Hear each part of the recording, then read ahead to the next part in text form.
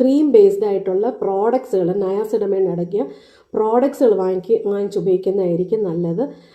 Oily സ്കിന്നുള്ളവർക്ക് സീറമായിട്ടും ഉപയോഗിക്കാൻ പറ്റും. പിന്നെ അടുത്ത ബെനിഫിറ്റ് എന്തെന്ന് പറഞ്ഞാൽ, അപ്പം ഞാൻ പറഞ്ഞു ഓയിലി സ്കിന്നിനുള്ളവർക്ക് സീബം പ്രൊഡക്ഷൻ കുറയ്ക്കും.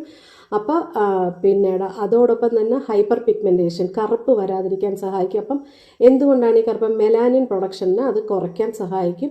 അപ്പോൾ അതുകൊണ്ട് തന്നെ നമ്മുടെ മുഖത്തൊന്നും കറുപ്പ് അധികം വരാതിരിക്കാൻ വേണ്ടി നയാസിനമൈഡ് ഹെൽപ്പ് ചെയ്യും. ചിലർക്ക് റെഡ് സ്പോട്ട്സ് കാണും, അത് കുറയ്ക്കാൻ സഹായിക്കും.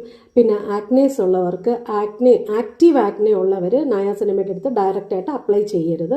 അതേസമയം ആക്നെ ഇല്ലാതെ, ആക്റ്റീവ് ആക്നെ എന്ന് വെച്ചാൽ ഈ പഴുത്തൊക്കെ നിൽക്കില്ലേ, അതിനെയാണ് ആക്റ്റീവ് ആക്നെ എന്ന് പറയുന്നത്. അപ്പോൾ അല്ലാത്ത ചെറിയ ചെറിയ ആക്റ്റീവ് വന്നു പോയ പാടുകളോ അല്ലെങ്കിൽ കുറച്ചൊരു ചെറിയ രീതിയിൽ വരുന്നവർക്കൊക്കെ നയാസിനമൈഡ് ഇട്ടാലും വലിയ കുഴപ്പമില്ല. പിന്നെ നമ്മുടെ സ്കിന്നിലെ സെറമൈഡ് പ്രൊഡക്ഷൻ അത് ഇൻക്രീസ്